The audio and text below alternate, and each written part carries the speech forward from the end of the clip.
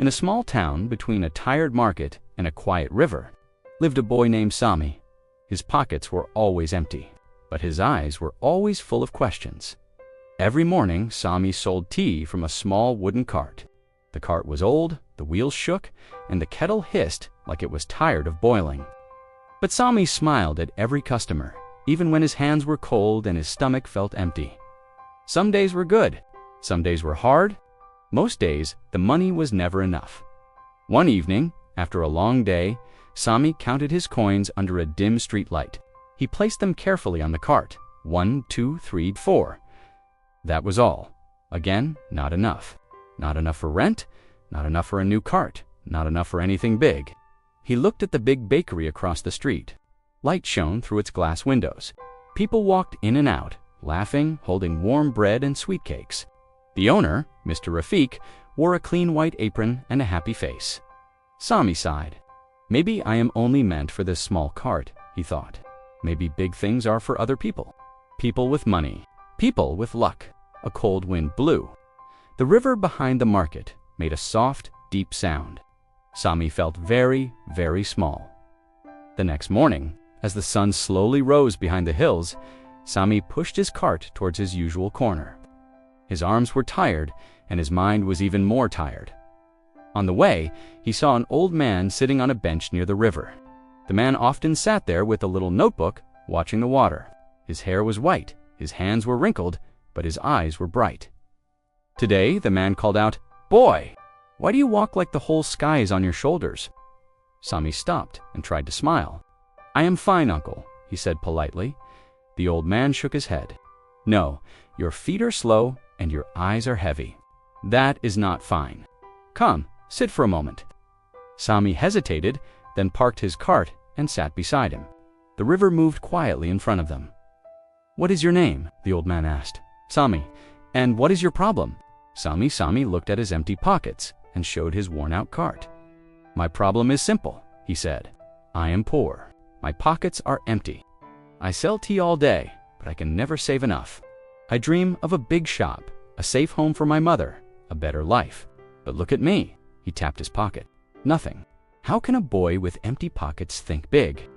The old man listened carefully. Then he did something strange. He took a small stone from the ground and held it up.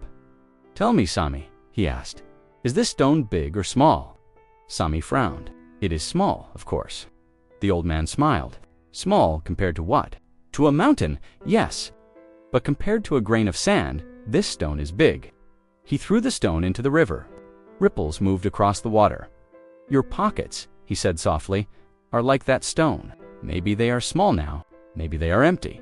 But your mind, Sami, your mind can be as big as you allow it to be. The size of your thinking decides the size of your future." Sami looked at the water, confused and curious. "I do not understand," he admitted. The old man nodded kindly. "When I was young," he began, "I also sold tea. I had no father, no money, and I slept in a shop at night. I thought my life would always be small. Then one day, a traveler told me, 'Your life is not limited by your pockets, but by your thoughts. If you think small, you live small. If you think big, you find big ways.' He turned to Sami, so I started to think bigger. I asked myself, what do people need? What can I learn? How can I serve more people? I did not become rich in one day or 1 year, but I changed how I thought. Slowly, my life changed too." Sami listened with wide eyes. "You owned a tea cart too?" he asked. The old man laughed softly. "Yes, and now I own 3 small cafes in the next town. Nothing fancy, but enough to live with peace, to help others, to sit here and watch the river." Sami felt something warm in his chest, and also fear. "But uncle," he said, "how can I think big when I cannot even pay all my bills?" The old man pointed at Sami's head. Then at his heart, thinking big does not mean dreaming without action, he said gently. It means asking bigger questions and taking one small step every day. He raised one finger. "First, see your cart not as the end, but as the beginning. Today you serve 10 people. How can you serve 20? Maybe you walk a little further. Maybe you offer ginger tea for tired bodies, or mint tea for people with headaches. Think of their needs, not only of your coins." He raised a second finger. "Second, learn. Watch how others sell. Ask questions. Read when you can. A big mind is fed by new ideas. He raised a third finger. Third, stay kind. A big dream with a small heart never feels like success. Sami repeated in a low voice, serve more. Learn more. Stay kind. The old man smiled and tapped Sami's shoulder. And finally, remember this, empty pockets can be filled, but an empty mind, full of fear and small thoughts, is the real poverty. Days passed. Sami began to change small things, with a big thought in his mind. He cleaned his little cart until it shone in the sun. He wrote a tiny sign, ginger tea for energy, mint tea for calm. He greeted every person with a true smile, not a tired one. Good morning, sir. How are you today? Welcome, ma'am. Would you like something warm for your long day? He watched carefully. He noticed which corners were busy, which times were slow. He moved closer to the bus stop in the evening. He went near the office building in the morning, little steps guided by bigger thinking. Some customers began to return every day. Your tea helps my headache, one woman said. You remember my name, a man smiled. Not many people do. Sami's coins slowly grew in number. Not magic, not quick, but steady. One evening, as the sky turned orange, Sami again counted his money under the same streetlight. This time, there were more coins than before. Still not enough for a big shop, but something inside him had changed. He looked at the big bakery, then at his small cart, and this time he whispered, I am not just this cart. I am my ideas. I am my effort. I am my kindness. My pockets are small today, but my thinking is becoming big.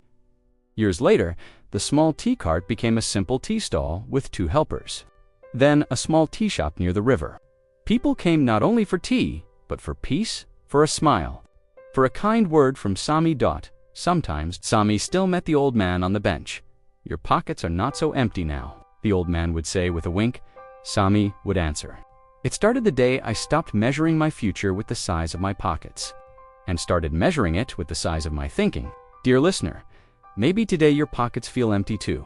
Maybe your heart feels tired. Maybe your dreams look too big and you feel too small.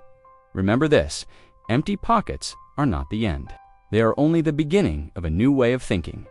Ask yourself, how can I serve a little more?